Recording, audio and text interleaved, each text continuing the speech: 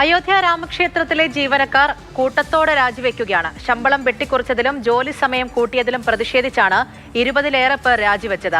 രാമക്ഷേത്ര ട്രസ്റ്റിന് രാമഭക്തനായ സ്ഥിരം സിഇഒ ആണ് അന്വേഷിക്കുന്നത് എന്ന് അന്വേഷണത്തിനായി രൂപീകരിച്ച 3-അംഗ സമിതി പറഞ്ഞു. അതേസമയം VIP ദർശനത്തിന് പാസ് അനുവദിക്കുന്നതിൽ തട്ടിപ്പ് നടന്നിട്ടുണ്ട് എന്ന പ്രത്യേക അന്വേഷണ സംഘത്തിന്റെ കണ്ടെത്തലിന് പിന്നാലെ ചമ്പത് റായിയുടെയും അനിൽ മിശ്രയുടെയും ലോഗിൻ ഐഡികൾ ട്രസ്റ്റ് മരവിപ്പിച്ചു.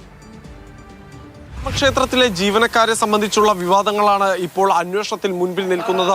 നേരത്തെ യോഗി ആദിത്യനാഥ് ജീവനക്കാരെ ന്യായീകരിക്കാൻ ശ്രമിച്ചിരുന്നുവെങ്കിലും ജീവനക്കാർ കൂട്ടത്തോടെ ട്രസ്റ്റിലെ ജോലി മതിയാക്കുകയാണ്. ഇതിന്റെ പ്രധാന കാരണമായി പറയുന്നത് ട്രസ്റ്റിൽ കനത്ത ആൾക്ഷാമം നേരിടുന്നുണ്ട് എന്നത് തന്നെയാണ്. ശമ്പളം പകുതിയായി വെട്ടിക്കുറച്ചു, അതേസമയം ജോലി സമയം ഇരട്ടിയായി വർദ്ധിപ്പിച്ചു. ഇങ്ങനെ ആരോപണങ്ങൾ ഉന്നയിച്ച് 20-ലേറെ ഉദ്യോഗസ്ഥരാണ് ഇന്ന് രാജിവെച്ചിട്ടുള്ളത്. ഇതോടെ ട്രസ്റ്റിൽ ഇന്ന് ജോലിക്കെത്തിയത് 12-ൽ താഴെ ആളുകൾ മാത്രമാണ് എന്നും ഇപ്പോൾ റിപ്പോർട്ടുകൾ പുറത്തുവരികയാണ്.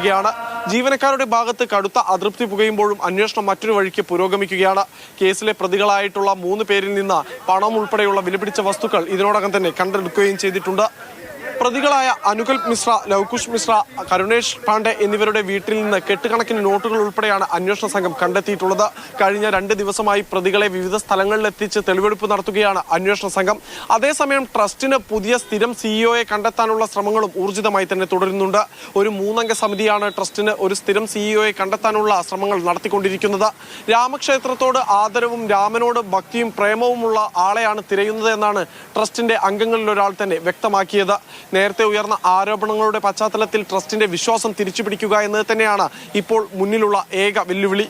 കേസിലെ പ്രധാനപ്പെട്ട പ്രതികളിൽ ഒരാളായ ടിന്നു യാദവ് നേരത്തെ തന്നെ ഈ ലോഗിൻ ഐഡികൾ ഉപയോഗിച്ചുകൊണ്ട് സുഗം പോർട്ടൽ വഴി ക്രമക്കേട് നടത്തിയിരുന്നതായി പ്രത്യേക അന്വേഷണ സംഘം കണ്ടെത്തിയിട്ടുണ്ട്. അതായത് ചമ്പത് റായ്, അനിൽ മിശ്ര എന്നിവരെ പോലെയുള്ള ഉയർന്ന ട്രസ്റ്റ് അംഗങ്ങൾ ഈ സുഗം പോർട്ടൽ വഴി VIP ദർശനത്തിനുള്ള പാസുകൾ നൽകിയിരുന്നു. ഇവരുടെ ലോഗിൻ ഐഡി ഉപയോഗിച്ചാണ് ടിന്നു യാദവ് ക്രമക്കേട് നടത്തിയത് എന്നാണ് പ്രത്യേക അന്വേഷണ സംഘത്തിന്റെ കണ്ടെത്തൽ. VIP പാസ് നൽകുന്നതിനായി പണം വ്യാപകമായി ഈ ഭക്തരിൽ നിന്ന് കൈപ്പറ്റിയിട്ടുണ്ട് ടിന്നു യാദവ് എന്നും SIT കണ്ടെത്തിയിരുന്നു.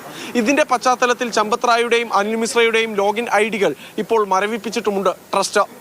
ക്യാമറാമാൻ ഷിജു പട്ടുവത്തിനൊപ്പം വിഷ്ണു പ്രസാദ്, മാതൃഭൂമി ന്യൂസ്, ഡൽഹി.